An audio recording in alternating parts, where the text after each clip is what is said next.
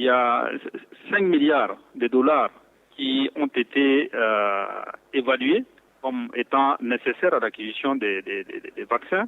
Pour l'instant, je crois qu'il y a un peu plus de 2 milliards de dollars qui ont pu être réunis. La Banque mondiale fait partie des petits grands contributeurs dans le cadre de cette initiative. Et bien entendu, le hasard a fait que nous représentons aussi les pays francophones et lusophones d'Afrique au sein du conseil d'administration du Gavi. Donc nous suivons l'évolution de ces processus de très près. Des discussions en tout cas sont en cours avec particulièrement la Banque mondiale pour essayer de créer toutes les conditions de l'arrivée prochaine du vaccin. En parallèle, une stratégie doit être élaborée et pour cela, nous allons procéder à la mise en place d'une cellule spéciale au sein de la coordination nationale des ripostes sanitaires pour définir par exemple, quelles seront les personnes à vacciner en premier. Et naturellement, ça sera les personnes les plus fragiles. Donc vraiment, c'est tout un plan de bataille qui sera mis en œuvre le moment venu.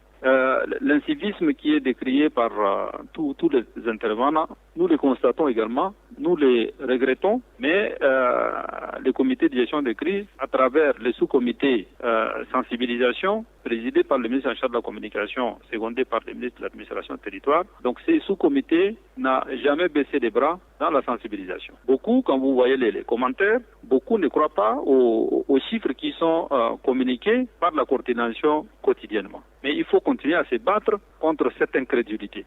Nous notons que quand même un minimum la population respecte au moins le port des masques, même si les autres restrictions ne sont pas respectées, particulièrement les rassemblements. Ça, c'est une triste réalité, alors même que souvent, c'est à partir de ces rassemblements que les foyers partent, nous l'avons connu en mars, ou par souvent des rassemblements liés aux places martyrs. Les mesures de contrôle et des sanctions doivent être renforcées, la sensibilisation doit être renforcée pour que nos compatriotes soient convaincus de la circulation du virus dans notre pays et qu'ils se conforment aux mesures qui sont décidées par le gouvernement, par le comité de gestion des crises, parce que jusqu'à ces jours, il n'y a aucune autre alternative. J'ai fait le décompte, ne serait-ce que ce que le gouvernement a commandé en masques jetables, nous ne sommes pas loin des 20 millions. Et dernier, c'était les 10 millions qui ont été livrés par la MANEM.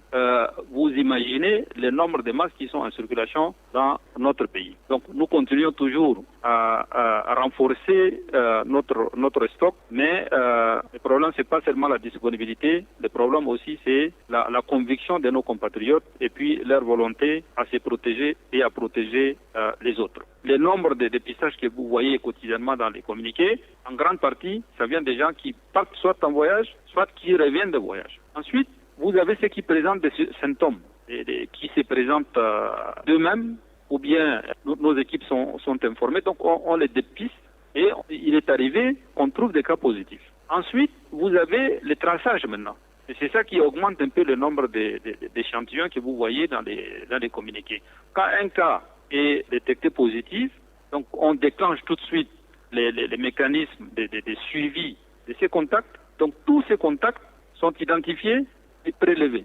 Si parmi ces cas contacts, il y a un positif, on fait aussi les dépistages de tous ces cas contacts, donc les contacts de contacts. Ainsi de suite, les contacts de contacts de contacts.